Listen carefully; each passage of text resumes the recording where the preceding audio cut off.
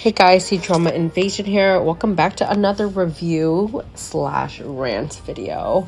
If this is the first time you're watching, check out my channel for other reviews and Cdrama news and updates. So the title, right? I watched Fox Spirit Matchmaker and I obviously didn't like it. But before you come for me, this is a whole video explaining why. And also, I'm the first one to root for Yang Mi because she's one of those classic childhood actresses that just gives me nostalgia. Chinese Paladin 3 is one of my favorite Chinese dramas, and it got me into watching a lot of other Chinese dramas. I also loved 10 Miles of Peach Blossom and Legend of Fu Yao. But this one is objectively bad. You clicked on the video, so I guess you're curious and you want to know why as well. And if you're someone who disagrees, that's fine. Let me know in the comments below. But to give you the benefit of the doubt, I guess we're all in different stages of drama watching. How I feel is going to be completely different to how you feel, especially if this is one of your first few dramas, right? You probably will eat it up because I remember watching a bunch of things that I come back to now and I'm like, it's not that good. But in my memory, it was. I just thought we deserved better, and so did the investors. They put so much money in this, and you can tell. It was well made, it was beautiful, it has so many cast members that you probably know if you watch Chinese dramas. That being said, it couldn't save the drama. So let's go over the plot a little bit. This is a fantasy romance drama. It has 36 episodes. And Yang Mi's character plays this chief of this spirit village, this realm of fairies, and it's called Tushan. They have a long history with humans. They hate each other. There's this ongoing war. There's a lot of racism between the two of them, lots of tension between humans versus spirits. But you have the female lead who kind of owes a big debt to the male lead's family, and she takes him in. He is raised in Tushan under her wing, and eventually when he grows up, he develops feelings for her. Male lead is played by Gong Jun, who you might know from Word of Honor. Okay, I have 5 main reasons why this was bad. So let's start with number 1. The characters were so different in personalities, and sometimes that's cute, right? We love a cold guy or girl, and then the other opposite, their love interest being really sweet, flirty, cute, and that's what they were trying to go for, but it wasn't well done because Yang Mi's character was straight up so cold. Her cold personality towards everything, she's very calm and unbothered. She didn't really speak much, and that was a problem because we're trying to follow her and it's just hard to read her, and it's hard for you to connect or even care about her if she doesn't open up at all.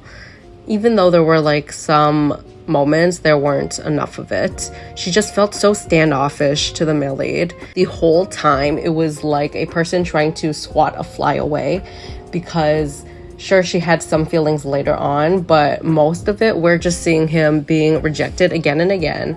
And he's flirty, he's very affectionate, while she's very don't touch me, I'm leaving, don't talk to me. So therefore, there was zero chemistry.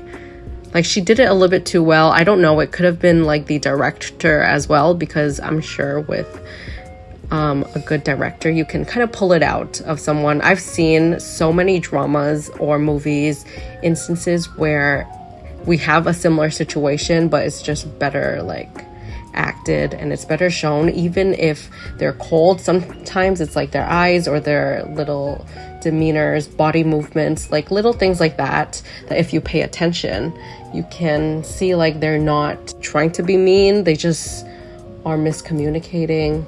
They're just misunderstood maybe.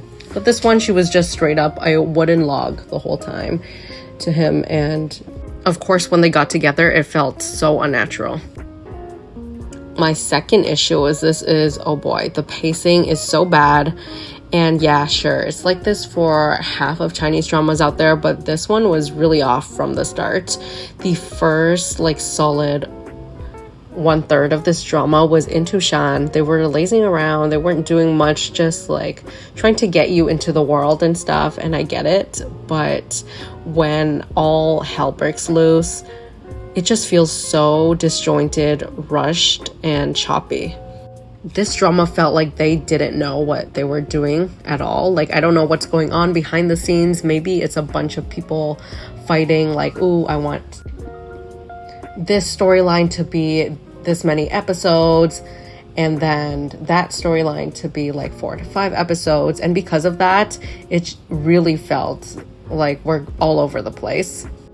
It could have been split into 2 parts, even like Lost You Forever. Season 1 and season 2, have it air like a couple months apart.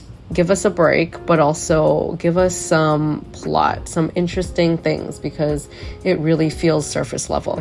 You can feel that they only scratched the surface with these characters because of this limitation, I think. And I hope the next few seasons is not going to be like this. I hope they see these types of videos, because even Chinese citizens are commenting that this is a horrible drama. It got very bad ratings. I hope they read reviews, do their research, and really fix things up for the second and third one, because such good casting, terrible execution and editing, writing, everything. Reason number 3 is kind of tied to the second one, which is there's way too much characters, way too much plot lines, side plots, side couples going on, and they should have just stuck to the main 3 sisters. I understand the star power for ads, trailer campaigns, you want the investors. Business-wise, this worked, right? We were roped into it. Everyone was excited. Of course, the investors as well. All you see is like beautiful photos and trailers. It works for that sense, but when you're actually watching it, it's terrible. And this is one of the cases where even if it's a good actor or actress, or even multiple, like here, universally, most people agree that it's just really messy. And we could have like cut out like at least half of those couples. I think what they were going for was like the Chinese romantic version of the Avengers, you know, have all of these big castmates and then even younger uprising stars to be in it. But it really did feel like they have that like 4 to 5 episode max to finish all of these couples' little plot lines, and you can tell. Like, why not just focus on Hong Hong, Rong Rong, and Yeah. That's way more than enough for 36 episodes, plus the whole good and evil battle with the villains and stuff, which we'll get to. Because there were so many couples, I found it so distracting. I stopped caring for the main couples because it felt like they were being a feature in their own drama. Like, why couldn't they just use this as a great way to make money by making it into different movies? I would watch it. It would be way less random even if this one was good, and then I would tease them but not have their whole story out here. It was just hard to follow along. And as much as I enjoyed seeing familiar faces like Zhu Shuran, you have Zhang Linghe and Chen Yao, I was like, 5 to 6 different couples in a drama under 40 episodes is honestly just a recipe for disaster. Okay, 4th reason is the villains were terribly written as well. I felt like these villains are so two-dimensional. There were dramas and movies that I've watched that were okay, you know, fantasy dramas, but at least they had interesting villains or some interesting plot twist to it. At one point, it reminded me of Team Rocket from Pokemon. Like, very animated, like, very goofy in a way, because she kept on doing the same thing and then they would shoo her away. She comes back scheming, and it's pretty much the same formula for all the villains.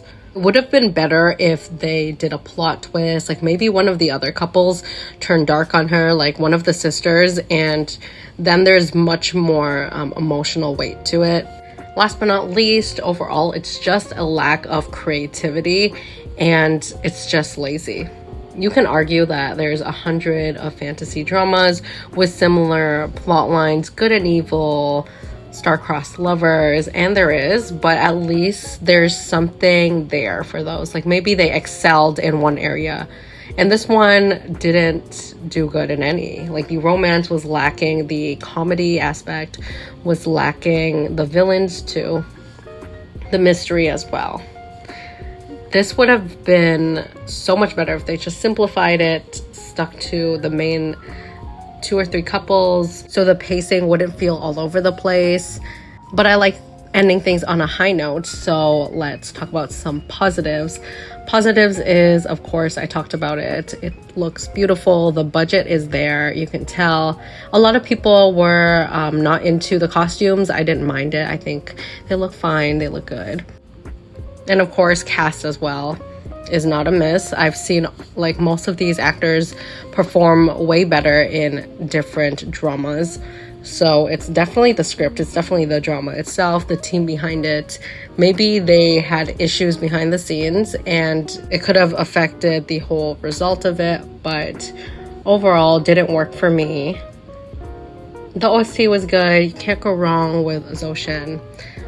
Crossing my fingers, and I will be tuning into the next one because come on, this cast is so good.